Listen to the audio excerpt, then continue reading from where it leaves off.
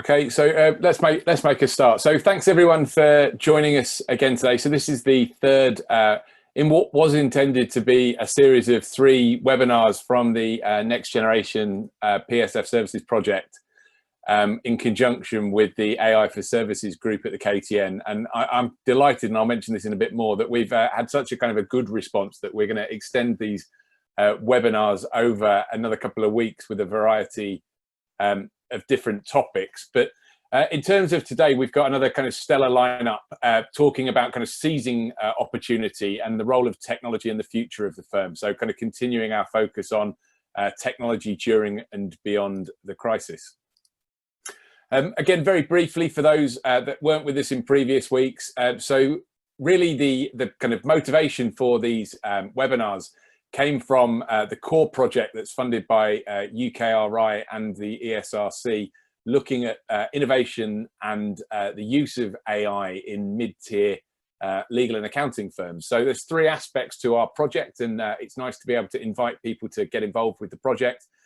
We've had a series of kind of ongoing deep dives and case studies looking at the professional services sector, and particularly those mid-tier firms which are perhaps too big to fail, but don't necessarily have the tech budget to think about AI, machine learning, and how they can best advance that agenda. So in order to support that, our project has developed a series of scenarios and futures to challenge firms to think about how and where they fit into this kind of changing landscape and the firm of the future. And indeed, we're going to have a webinar particularly on the futures and the scenarios in a couple of weeks' time, which we hope that will kind of be of interest to a wide variety of firms, large and small. And the third aspect of the project, like it says up there, is around design sprints. So we've been going in and working with a number of firms, trying to support them to identify where the opportunity is and how they can begin to think about what advanced tech and AI in particular can do for the competitiveness and the future growth of the firm. So this is an overarching part of the Industrial Strategy Challenge Fund, looking at AI and data economy, particularly focused at the moment around accounting, legal and insurance sectors. And again, it's really about trying to look where there are opportunities. So today's kind of speakers really resonate with this. In terms of the series of webinars, as I said, we were originally going to do 3, and this was to be the final one in the series, but we have had a fantastic response and a great number of people registering week on week and also watching the videos and requesting them online. So we're looking to try and extend it. So next week, we're taking a slightly different tact and looking at an international perspective on AI adoption.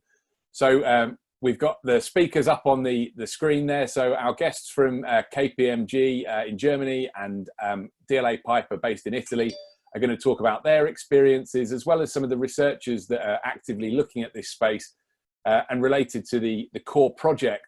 Samarat Rubin talking about the evolution of some of these technologies and what we can see about kind of global patterns around that.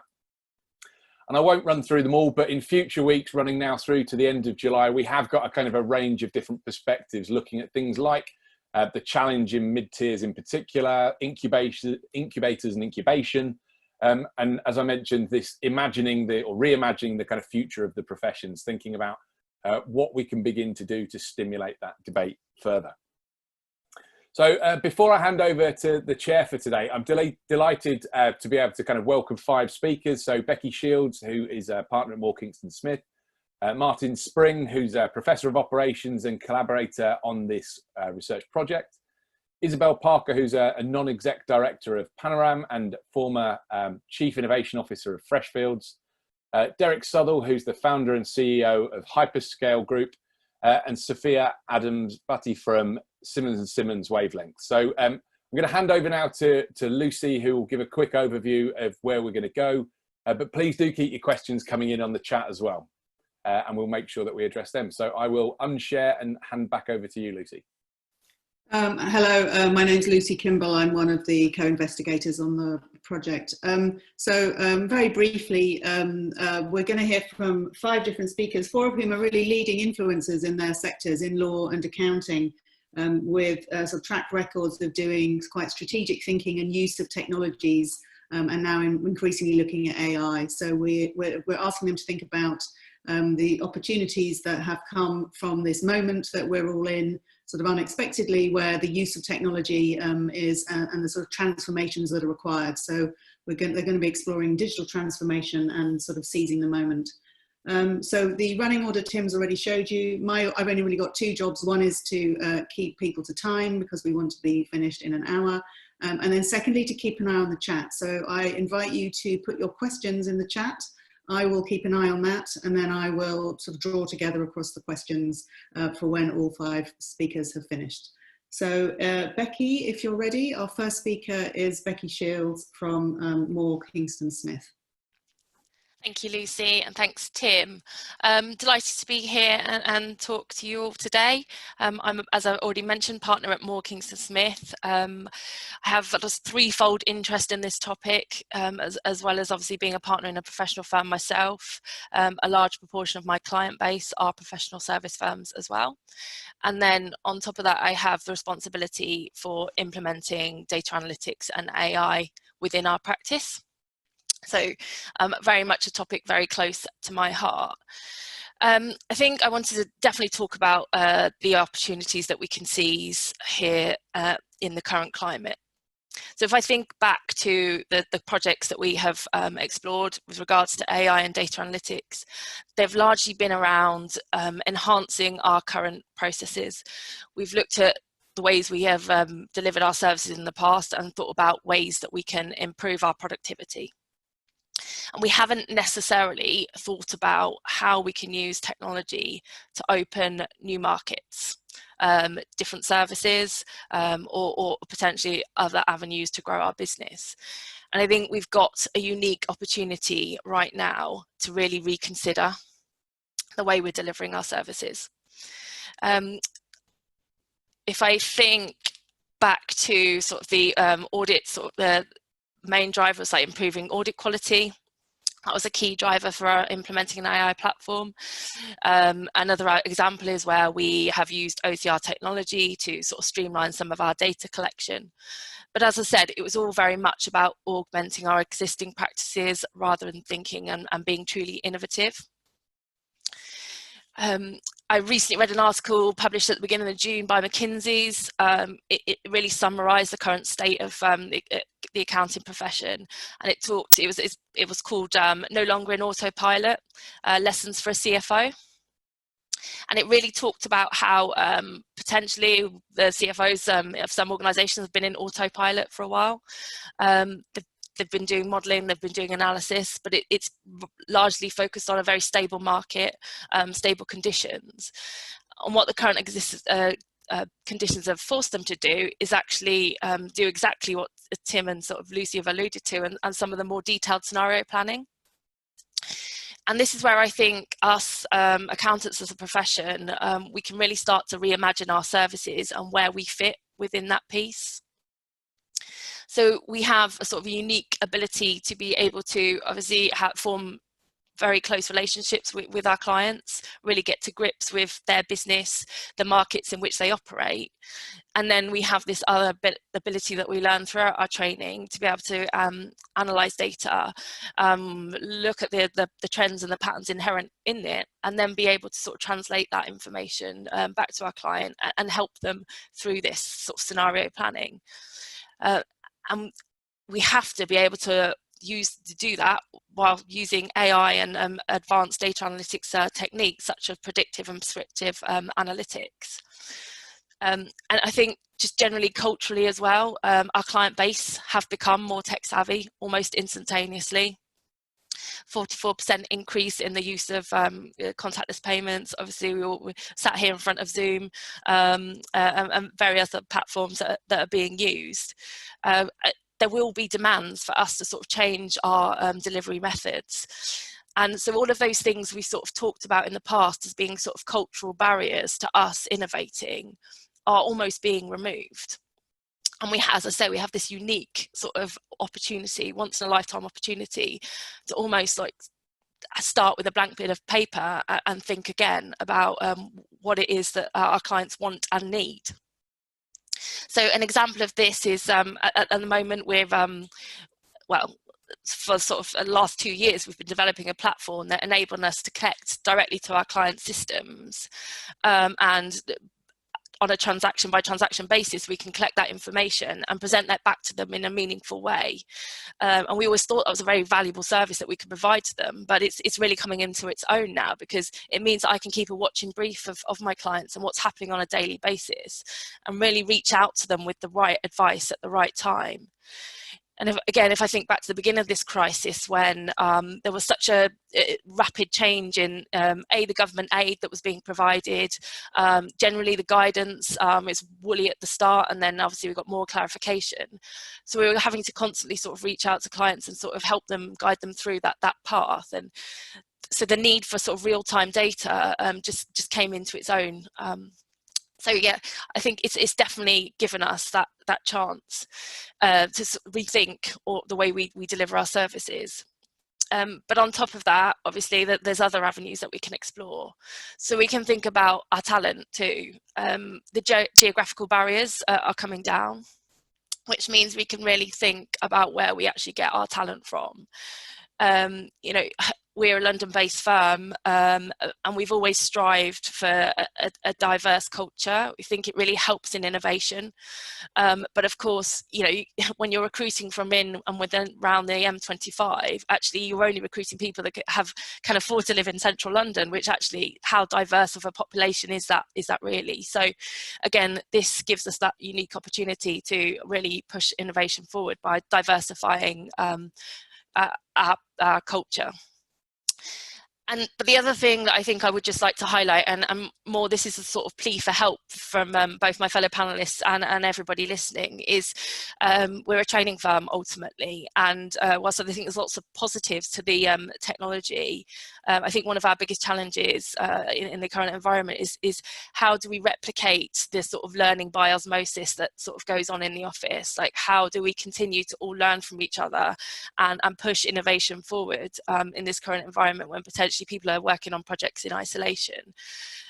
So I think whilst massive fan of everything that's happening and the rate of accelerated rate of adoption of technology, I am also mindful that perhaps the learning experience is something that we do need to work on. So yeah, again, delighted to be here to speak and hear from my fellow panelists on their challenges. And if you've got any questions, feel free to put them in the chat. Thank you, Becky. So that's really interesting and sort of up to date, and you identifying the opportunity to reimagine how services are delivered. Martin Spring is the next speaker. Martin is one of the co-investigators on the project and a specialist in operations management. Thank you, Lucy. Yeah, and the comments I'm going to make will be based on field work that we've been doing over the last 12, 18 months with law and accounting firms.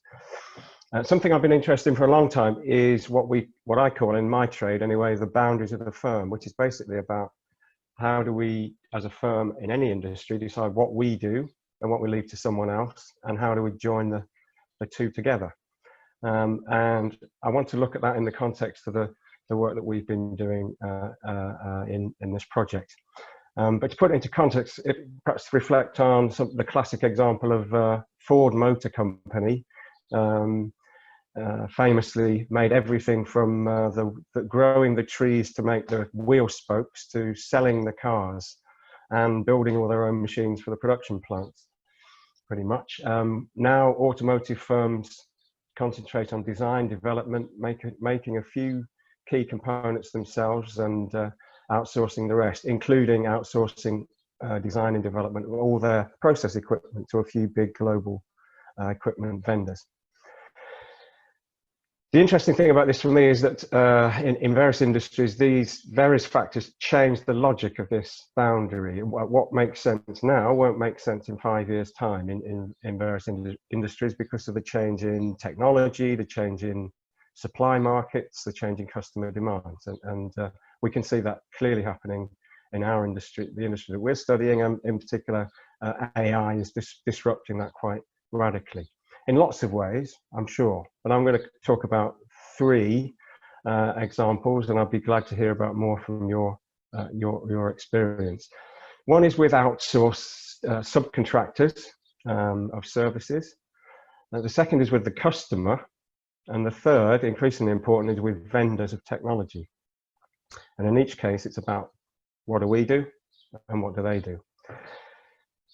Traditionally, I guess the professional service firm did most of the work themselves in terms of actually the business of law or the business of accounting by the right mix of senior and junior professionals and support staff. And then particularly with early possibilities of the internet, it became possible to outsource what Michael Storper calls routinized intellectual labor, repetitive tasks to low-cost locations, India, or outsource north shoring, even from London to Liverpool or Belfast, to do the repetitive tasks like standard letter preparation or data searches at much lower cost. And one interesting phenomenon arises from the use of AI, certain sorts of AI product to do repetitive tasks quickly and at low cost, is that economic logic changes. What used to be outsourced can now be done inside the firm economically. And so the need for outsourcing of these repetitive tasks is eliminated. That's interesting in several ways. One, it potentially creates an economic advantage. It creates a cheaper process, which is what us ops management people are interested in, of course, amongst other things. But it also brings the task back under one roof. Every time we outsource, there's a coordination challenge, and that should, anyway, become easier within the walls of the single organization. So it means not only can we provide a professional service firm provide a cheaper solution, maybe, or a reduced cost solution, but also a more agile one, because they can adapt and change to suit the client's needs much more readily. A second area of disruption is with the customer. And again, let's look at some rather high volume repetitive tasks. Certain sorts of AI make it possible, rather than the professional service firm carrying out repetitive, relatively mundane tasks internally, they can embed their expertise in a piece of technology and then essentially sell that to the client to enable them to self-serve. So again, the boundary of what the professional service firm actually does within the walls, as it were, of the business changes. This leaves the customer with the advantage of having everything under the one roof. They can respond and deal with their routine tasks themselves, and then consult the professional service firm provider for more complex, challenging problems. And that's maybe more interesting, more rewarding for the professional service firm, and offers the opportunity for more developmental work, advisory work to boot. And it's that I think Becky picked up on this. It shows that changing the boundaries in this way is not just a matter of slicing up the same tasks in a slightly different way. It also, AI creates new types of opportunity, new types of service that can be provided that were inconceivable before. So the ability to do 100% audits or analyze lots of documents really quickly provides the basis for then additional services, advisory services, based on insights from those data. So in a sense, that's taking over and adding to the management functions that are carried out hitherto by the client. We can provide, as professional service firms, an advisory function. And the third area that I want to touch on is around the provision of technology. One of the classic defining characteristics of professional services firms has been that they're not very capital intensive. Now, I'm not suggesting that law firms and accounting firms are becoming akin to chemical plants, where they're becoming very capital intensive, but certainly the mix is changing. And so there's a new boundary and a new bridge that needs to be managed, if you like, with vendors. The maturity of the industry, the tech industry, is such that there isn't the standard solution out there that everyone can just go and buy off the shelf and use out of the box. So in most cases, that boundary, the connection with the vendor, is quite a rich, complex, interactive one.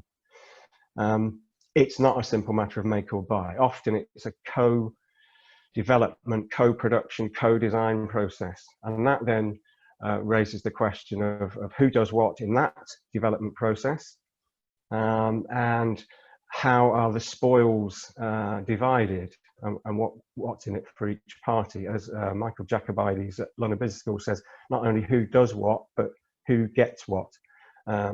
And at the moment, there seems to be a willingness on the part of many startups and early stage vendors to work with professional service firms to fine tune their products and make them useful for the real world applications. And the professional service firm gets the benefit of early use of a new productive technology. All these things that I've been talking about, of course, are about competitive positioning and making the professional service firm more competitive on the basis of cost, yes, but also offering new products, being more agile. This also, of course, all depends on the skill mix inside the professional service firm. Do we have lawyers who can code? Do we have data scientists within the firm, or what? But I think that's a question maybe for another day, another seminar, perhaps number 8 on the list, Tim. I'll leave it there. Thank you. Thank you. Very interesting insights and sort of very detailed questions about the choices that are available to managers, to firms. Okay, our third speaker is Isabel Parker. I think, Isabel, you've got some slides. I do. Yeah. Do you want to introduce yourself a little more? I'll move into them in a moment. Thanks very much there, Lucy, and hello, everybody. I'm Isabel Parker. I've worked in innovation and digital transformation for a large part of my career in the legal profession. So this presentation really is about law firms, although hopefully what I have to say will resonate across other professional services too. So when I ask myself whether the pandemic generally marks a new era for technology and professional services, I have a bit of a kind of schizophrenic response. On the one hand, I can see that crisis has been a very important inflection point for legal services. There's no doubt that law firms have been strong-armed into having to work more digitally, and I think on the whole, law firms have done this pretty well. And on the other hand, and without wanting to sound flippant, becoming comfortable with Zoom and adopting e-signatures isn't really digital transformation, and the legal sector's got a very long way to go before it can start to rest on its laurels. So I'm going to share my screen to remind us of where law firms were in their digital transformation pre-COVID. So this is a slide nicked from the World Economic Forum, who did a piece of work with Accenture back in 2017 on the impact of technology on professional services. And you'll see here the impact going from least to most, with big law languishing there right on the left. Now, why was this the case?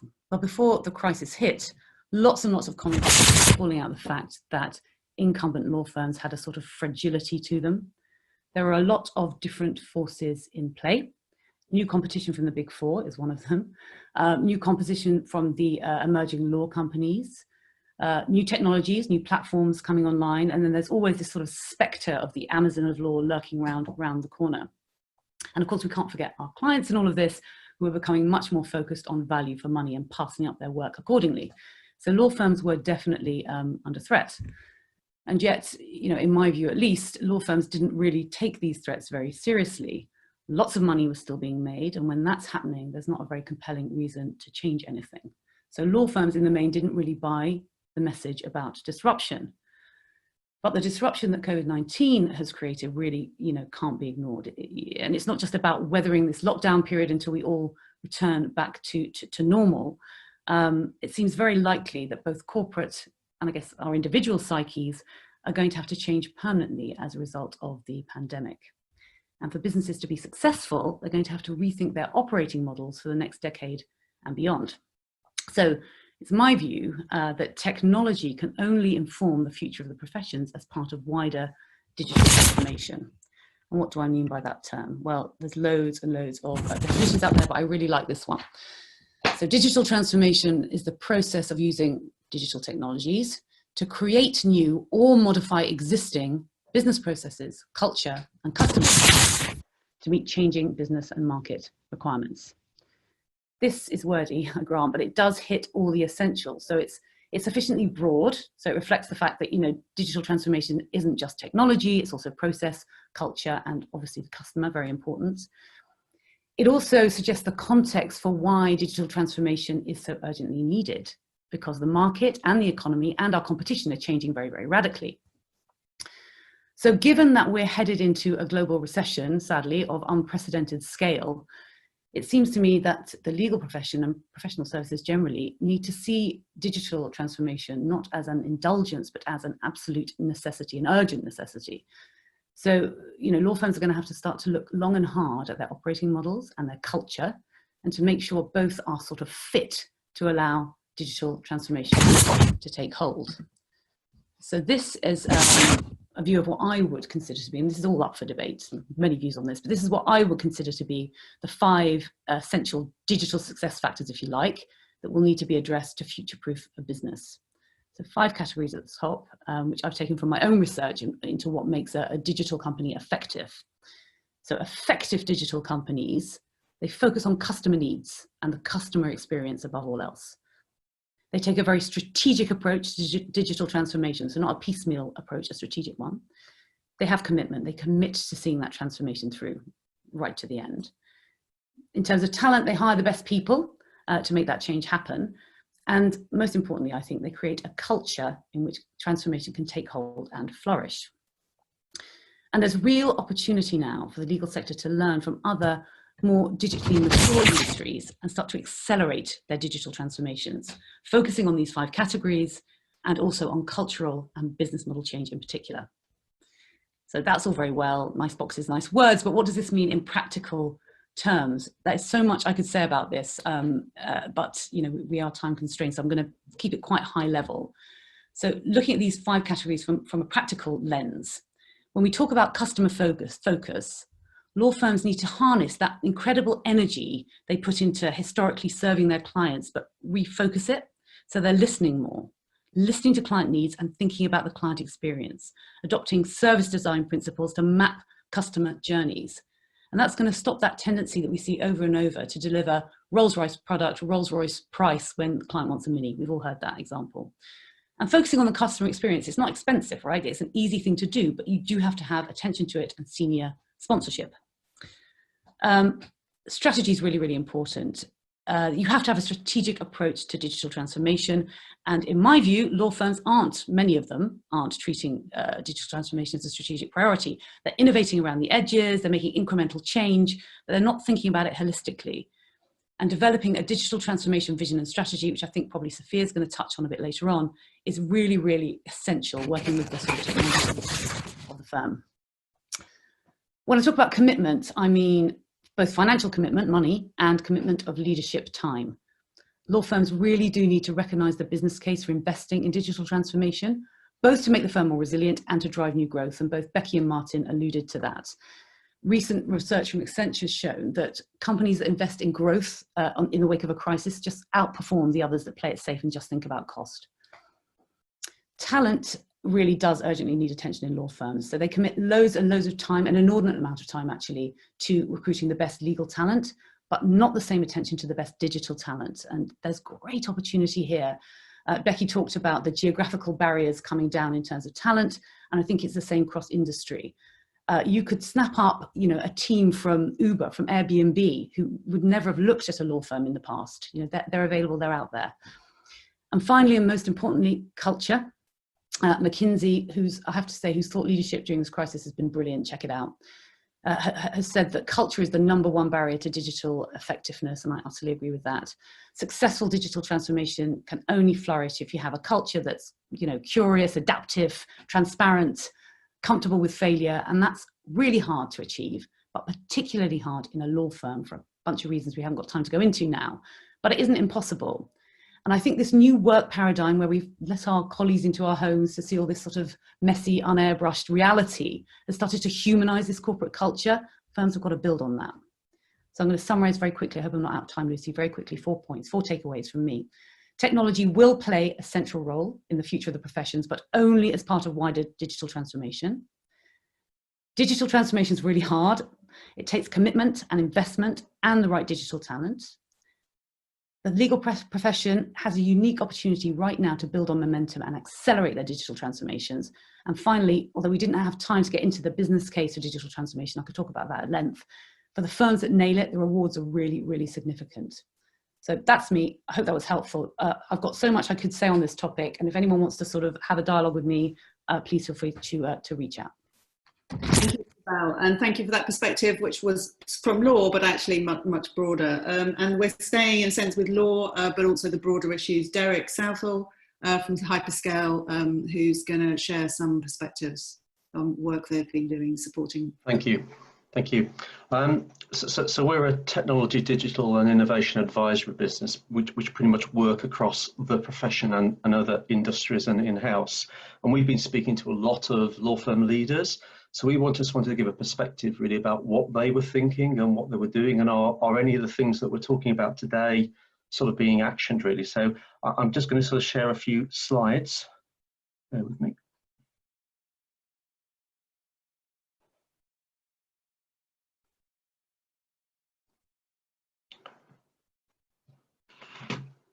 Okay, so the conversations we've been having have been far-reaching, and they've covered pretty much the whole period of COVID, and a whole range from some of the smallest law firms to some of the biggest in the world. And pretty much people have been, we've distilled those conversations into this slide pretty much, where the conversations have been about people or partners or contracts, leases or operating models. And what we're going to do for the purposes of this really are give you a very brief overview and then just drill down into 3 or 4 of those and then just conclude. So big picture terms, I mean, the way law firms operated to date actually was quite weird and unusual.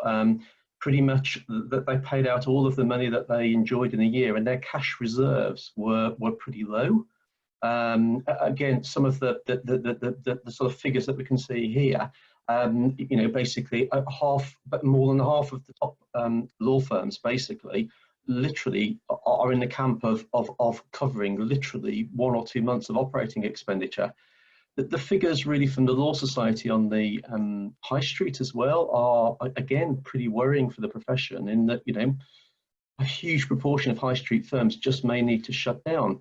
So this has hit law firms pretty hard, basically. And if I had to draw an analogy from speaking to most law firm leaders, it's a bit like if they were flying a 747 jet as pilots, and basically something unforeseen has hit them in the sky, and basically they've spent sort of 6 weeks to 2 months getting the plane back under control, with luggage falling off the racks in the back.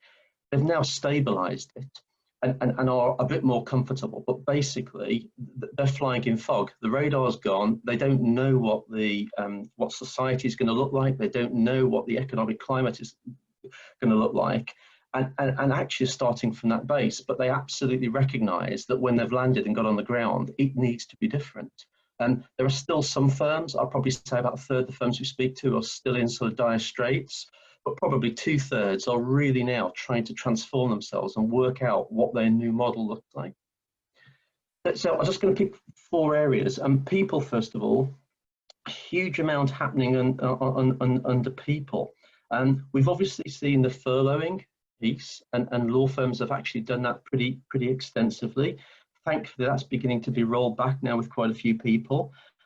The sad thing I think law firms have realised is that many of the leaders I speak to can't understand how they furloughed a lot of people, but their production and their profitability, if you like, hasn't been affected. And that's giving rise to a sort of few questions. What they also recognise is the people who've been furloughed, you've got the people who've been in the office or not in the office, people who've been working, have actually been quite worn out because they've been doing more work, where the people who've been furloughed don't necessarily have the same level of digital skills now that other people have got. There's a definite reshaping. People are recognising that the nature of what they need going forward is different. And again, there's a focus actually on the need of not only lawyers, but what they need from business services people. There's a big piece around the wishes of people and the talent anywhere point. So what has happened here, people have gone through a massive transformation where their views have changed, the views of their organisations have changed. There are some people who don't want to go back into the office, some people who are scared to go back into the office. So all of that's being reconciled. And there's a massive piece around morale. You've got people with pay cuts, you've got some junior people who are desperate to get back into the office because the social side of things and their working environments at home aren't great. So there's this massive, if you like, transformation underway with people, and a lot of concern as well about when you bring people back into the office, well, what will they want? What will their mental health be? What processes do we go through? Buildings has been huge, so we spent quite a bit of time talking to people like Cushman and Wakefield as well. And in short, virtually every law firm wants to reduce its property footprint. There's no question about it.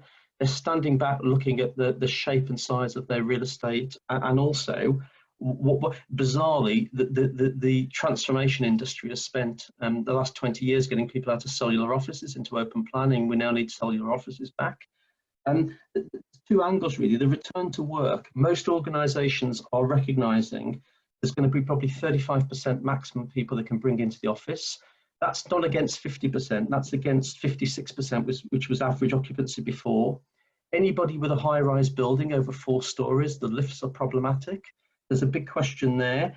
So all of that is being worked out. Most organisations recognise they need to be twin track. They need to be able to have a capacity to work at home as well as in offices, because of aspirations of people. If you get a COVID-20, a COVID-21, the ability to roll back. So again, that's fascinating. On the overall real estate strategy, there's a shift, there's a prediction of the shift to the regions. And London, despite London being historically the centre for everything, it's got 2 Achilles heels, which are broadly the fact that most people have a very long journey by public transport to get into work that people now don't want. And secondly, a higher density of high-rise buildings. Operating platform, again, this is huge. I'm seeing lots of dialogue now. People are looking at this, and a lot of it's being driven by needing to have better digital processes. People who are using Office 365 have seen the advantage of it, and again, a huge emphasis on accelerating that. A huge emphasis on process automation. What I'm also seeing is now talk of a budget shift. So towards the end of the year, we're going to come into budgeting, but people shifting budget from real estate and areas like travel into tech platforms. And so I think this is going to be really good for the industry. There are some firms out there who are cutting every budget, so that won't happen. And I think I worry for them. I think it's going to be really, really difficult going forward. And also, in fairness, there's some fantastic deals to be done with some players. Marketing and sales, this is again is interesting. People just standing back now, you know, having to look and say, well, hang on, where is the money going forward? What sectors are going to do well? What clients are going to do well? What clients are going to do difficult? Are going to be in difficulty? Huge emphasis on investing in tools like CRM. Huge emphasis in investing in information tools like Manzana, and people really focusing on that sales side. The challenge is nobody knows what selling is going to look like. All of the physical touch points in the past have gone, events have gone. So will the skills of people be really different? Final thing is just really what law firms are about. This whole piece, I mean, there's a view that's international, which has always been expensive, may disappear. There may be a trend against globalization, a trend towards niche because full service is regarded as quite difficult. I think there are some firms now that the worry for many firms that are full service is not whether they can change, but can they change quick enough given the high cost base that they've got. Again, a huge sort of period of introspection really, where people are looking at what they're about and actually, you know, what do they need to be? This concept of being able to get talent from anywhere now going forward. So just final slide to conclude. There is a negative view from some people where, you know, this is Armageddon. You know, this is going to be the death of law firms and everything's going to catch up with them. I don't think that's right. I think there will be winners and there will be losers. But what you have to remember with this is, you know, any period of change brings opportunity. And for law firms in particular, law firms do not need a buoyant economy to make money. All they need is things to be happening. And thankfully, we seem to be moving into an era where things are happening and we've got the support of the banks, unlike the credit crunch. That's pretty much me. Thank you. Really interesting, detailed perspective there from some of the questions that you're seeing the firms you work with asking themselves. Our final speaker is Sophia Adams-Batty, who's from Wavelength, Legal Engineers. I think you've got some slides too, Sophia. I do. Hi, everyone. Great to be here with you today. Thanks to the team for inviting me. I'm bringing up the rear So let me just see if I can, first of all, share the right screen. Here we go. And hopefully this, in the next few minutes, I'll be able to maybe wrap up some of the threads that we've heard from the amazing speakers before. A little bit about Simmons Wavelength, though, for those that don't know, we're a legal engineering company. What does that actually mean? It means that we don't develop point-to-point solutions, but rather we try to use agnostic approach to the use of technology and innovative solutions in a multidisciplinary way to tackle problems that clients might have. And why does a policy wonk live inside a legal engineering company? People might ask, because I'm not a technologist, I am someone who spent 20 odd years in policy making. It's because we believe that there's something really special in the interface between policy, data science, and law. And we can talk some more about that later if relevant. But I think the thing that I really wanted to talk about here was strategy and innovation. And we've heard a little bit about the nature of change. We've heard some really interesting insights around the role that culture plays in innovation, operating models, and some of the difficulties or the difficult questions that have been posed by the current crisis that we're in. But I ultimately feel that there's one unifying question to all of these points, and that is, what is your business strategy? And my view is this, which is innovation without a strategy is utterly pointless. It's like just, there's probably a word and a phrase for it which comes to mind, which I'm probably not going to repeat here on recorded Zoom call, but it's unhelpful and probably a real waste of cash, time and effort to reach to the shiny new toy. And I think the need to have a really well thought out business strategy has been turbocharged by the current crisis. It wasn't absent before. I think for those of you who've been in my company around these sorts of issues before will have heard me talk about the need for particularly professional services firms to really rethink their strategic approach, because the business models of old don't play out in the world which, 4 years ago we were talking about the world of data-driven economies, and even then there was a necessity to really think and rethink what the purpose of a business environment, what the purpose of a business model in that context would look like, and therefore what the overall strategic direction of your company might be. And that reaching for the magic bullet, the shiny toy of AI, as much as I want to hugely promote the ability to go and try to be less risk averse, to put at the forefront of one's minds the capabilities that data science and machine learning, or even more basic technologies and innovative ways of working, like agile working teams and so on. As much as I want to promote that, I think, again, they're all slightly disjointed and unlikely to be really successful in the long term unless rooted in a truly enforceable, understood, whole organization understanding of a strategy. And you can start in many places, can't you, to describe what your strategy might be. There's the amazing McKinsey 7 steps, there's the business model canvas, there's 101. This isn't going to be like a 5-minute sprint on how to write a business strategy. But my point is that with all of these, there will have been plenty of work done within professional services firms at looking at elements of this. But I think someone said it earlier, which is the time to get off of autopilot has really been brought home by the COVID crisis. I think it was there before, but people were just kind of ignoring it. And actually what COVID has done is stuck a really big rocket under the bottom of this and said, right, that old version of your business model canvas or your old 7 McKinsey steps, they were for yesterday's news. And now you really need to rethink what that looks like. I'm going to take a moment to diverge from what most traditional people might talk about in these sorts of settings with this kind of a group and just talk about purpose for a moment. Because I think there's a new kid in town. It ought not to be a new kid in town, actually. It should have been there from the start as my own left-leaning perspective. That's a very personal view. But it's this about purpose, which is every strategy, I think now, for your own democratic legitimacy in the marketplace with consumers, whether they be B2B or B2C, will be this, will be about purpose, will be whether or not your strategy is grounded in a purpose that is seen to be supportive of the overall endeavour of people and planet. So Colin Mayer at Saïd Business School and also the British Academy has been doing a huge programme around this, and if anyone's interested in that discourse, I would absolutely recommend his book, which I'm going to genuinely tell you I have read.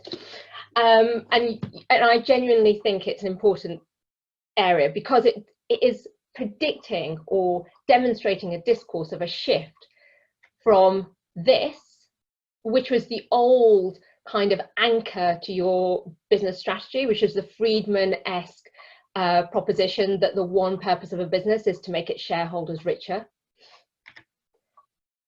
Note the quote, not the quote itself, but who said it. Martin Wolf of the FT. Having read Colin Mayer's book, did a review on in the FT in which there was a very long quote, and so I just sliced the bit that I was most interested in, but with integrity. I'm not like misplacing his words. It's not fake news. But capitalism, the proposition that capitalism is substantially broken, and he says reluctantly, I've come to a similar conclusion. And he's not saying that capitalism in of itself has no place at all. The proposition is this: you can make profit with a purpose. And that purpose is one where your business drives towards solving the problems of people and planet. And what COVID-19 has done has just brought that to the fore in such a way that even I couldn't have imagined that it would have made this discourse so relevant to today.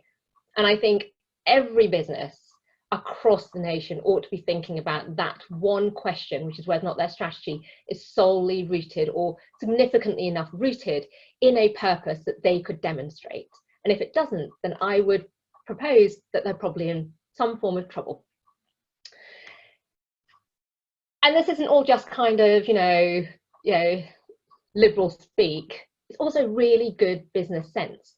Because the truth is, what we're seeing already, I do a lot of work on ESGs and SDGs, and what we're seeing is that those companies which have a defined program of work around, if you're in financial services, the environmental, social and governance factors of the UN's 17 SDG goals, they're performing better on the stock market. Those companies with a strategy rooted in a purpose are doing better in trust from their customers and clients. They're seeing more loyalty, not less. They're therefore seeing more sustainable profitability than less. And that's the key, which is sustainable growth and sustainable business. And I think that's a feature which has really come to the fore in this particular period of time. And I think once you've understood your strategy and once you've really found and grounded in a purpose, then is the moment to think about the way in which technology and AI-enabled tools enable those sorts of achievements to be sought after. It's not what you reach for first, it's where you go to enable the thing that you've set out for yourself. And at that point, there are many places that you could go, from automating BAU through to real innovation. So Becky said earlier, didn't you, that much of the work so far in this space has been not to revolutionize professional services, but to just kind of digitalize a little bit. But actually, with a longer term purpose and strategy that's grounded in something you feel has sustainability, the likelihood of being therefore willing to take a risk on a bet that might be more than simply automation, but might be really innovative thinking, is where that might enable you to go. And I think one of the examples of that actually is, and I think I loved that example that Becky gave earlier of that work that you guys had been doing in understanding your clients' needs. One of the specters, one of the lenses through which you could really rethink business propositions, given the grounding and purpose, would be around being client-centered. In the same way as healthcare about 15 to 20 years ago moved to patient-centered care, where the asymmetries of power were no longer seen as legitimacy to simply administer healthcare to individuals, but rather to put their needs at the heart of the decision-making process and to treat them as equals and to care about the patient as a whole and not as a series of vertical ailments. You could repeat exactly that framework of what's broken in healthcare, what was broken in healthcare, to what could be a framework of what traditionally was seen as the approach in law And we are, and in professional services more broadly, and we're seeing people move away from that towards relationships rather than transactions. But if you put your client at the centre, you might rethink that entire process massively. I might just really quickly, Lucy, just end on this one slide here, which is the COVID impacts. And I think I would summarise it as being there is a degree of strategic shift that includes cultural shift. The impact will be long term, so there's no point in just using a quick plaster now. And as a result, both society and operational delivery will change. And there's one very quick slide on takeaways. Thank you, Sophia, and sorry to interrupt, just conscious No, of the time. And thank you also for the sort of connecting to the question of purpose. I think that's really evident, the sort of inequalities that have been so starkly revealed, and then the ongoing things with Black Lives Matter is surfacing all sorts of questions for society, which are overdue.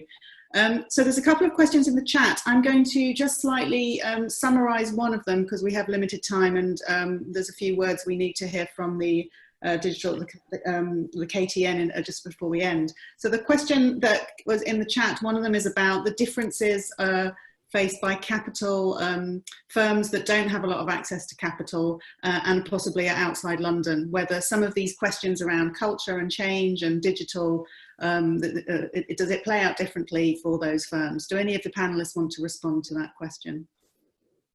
I can have a go, Lucy.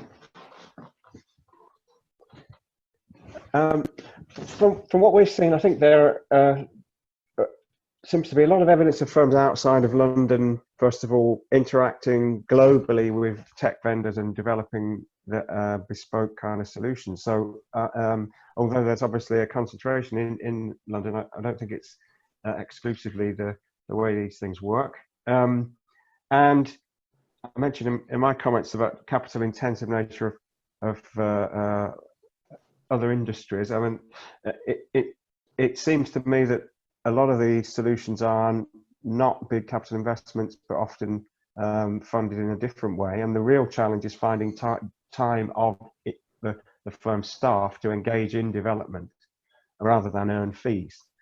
And where we've seen all sorts of solutions to that problem, quite a lot of volunteering and doing things in people's spare time, but that seems to be the primary issue. And finally, the comment about the loss of jobs. Again, the emphasis that I've seen over and over again is not on reducing cost and reducing labour content for purely for that reason, but on quality, on providing better service for clients. So I'm not seeing evidence from our cases of significant, or any really, evidence of significant job losses. More the opposite of making jobs more interesting. I think if I can just pick up on that point as well, I completely agree. And the reason we're not forecasting a loss of jobs is because actually, if some of the compliance services were delivered in the past, if we can make them affordable for all, then that opens up professional firms' budgets that businesses have historically spent to actual real advice that's going to help them with their strategy and help guide them out of crises like this. So it's about getting the right business and legal advice at the right time and using the technology to make that affordable for all. And that's the way we all stay with the same level of revenue, but just a broader client base. Okay, any other panelists want to respond to this point about firms without ready access to capital, the question of productivity? I think probably the only thing I'd say, and it's again having spoken to a wide variety, I think that there are some non-magic circle city firms and international firms who are probably being hit a lot harder than the SME firms. And I think the SME firms, some of them are cushioned by having a bit more of a private client, diverse client base that's less corporate, and actually have got less cost overhead. So actually I could see this being a very good time for what I call regional SME type firms who are truly innovative. I just think that they could be nimble without, the biggest thing I think some of the big firms are dealing with is the sheer quantity of change that they've got to drive through in a mammoth business in a period of time. And that's really, really hard. The SME firms have got less of that challenge, although they might have some other issues. Yeah. And I might just add to that part of that still requires, though, a true reflection on what's happening to them, which opportunities are closing down, whether you be in the mid-tier or in the SME tier, and which opportunities are emerging out of both the current crisis, but what that means in the future. So changing business practices in your client base, are you therefore changing your service provision to meet that? And are you going to be able to bring in that talent? And I don't think it requires new cash. It will require the reallocation of your resources to start with. And no doubt there are some costs. I'm not saying it's free, but it's not just throw cash at it as a solution. Any final thoughts before we close? Okay, thank you. So I'd just like to thank all of the panelists, and then I'll turn to Astrid. So our panelists have really sort of opened up some of these really complicated issues, and there seems to be a consensus. There's opportunities, but there's obviously going to be winners and losers. And the questions come often back to culture and purpose and values and allocation of resources, not necessarily about access to cash. And there's really wide-ranging perspectives, including, you know, the lifts and the buildings through to the staff who are sort of end up being less skilled because they've missed out on a few months of Zoom calls. So thank you for the perspectives that you've shared with us today, Becky Shields, Martin Spring, Isabel Parker, Derek Southall, and Sophia Adams-Watty. I'm now going to turn to Astrid from the KTN, who's going to share something about some workshops that they are developing in relation to AI specifically. And you can see in the chat, and you'll probably receive an email, that the follow-on seminars from this series will continue through to the end of July on different topics. So thank you all to our speakers and for the questions. And if I could hand over to you, Astrid, to share sort of what you'd like to share about the KTN. Thank you very much, Lucy. Yes, so I lead on the AI for Services network, and I think if you are enjoying those webinars, then I would highly recommend you joining the network. It's a great way to stay up with the innovation happening in the professional sectors, the funding opportunities, and join more events like this. It basically brings together AI and data high growth entrepreneurs with leading academics and professionals working in the accountancy, legal, and insurance sectors. I'll pop the link in the chat for you to join. I also wanted to signpost you to a series of virtual workshops that we are organizing on behalf of Innovate UK, UKRI, that will offer senior representatives of professional sector firms the opportunity to share their views on the challenges faced by the sector and the barriers to innovation, and influence potential future grant funding opportunities to pursue innovation. So very linked with what we've been hearing about today and through the series.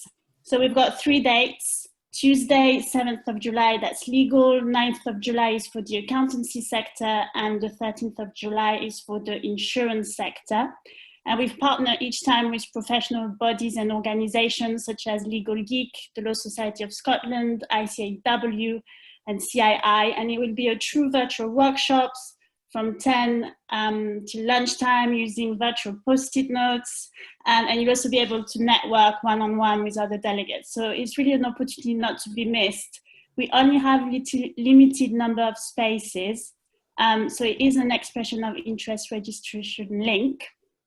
And your space will then be confirmed 1 week before the event. So I'll pop the details on the chat before you all disappear. And we're also joining the Legal Geek online conference on Tuesday. If any of you are tuning it, we'll be running a teaser 20-minute workshop at 3:30 p.m. So thanks very much.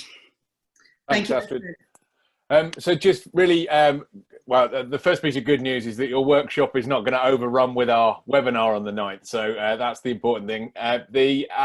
I think getting involved with these is hugely important, and there's a great opportunity to kind of link with the challenge. So we'll share details that Astrid's put in the chat with the email that we'll follow up.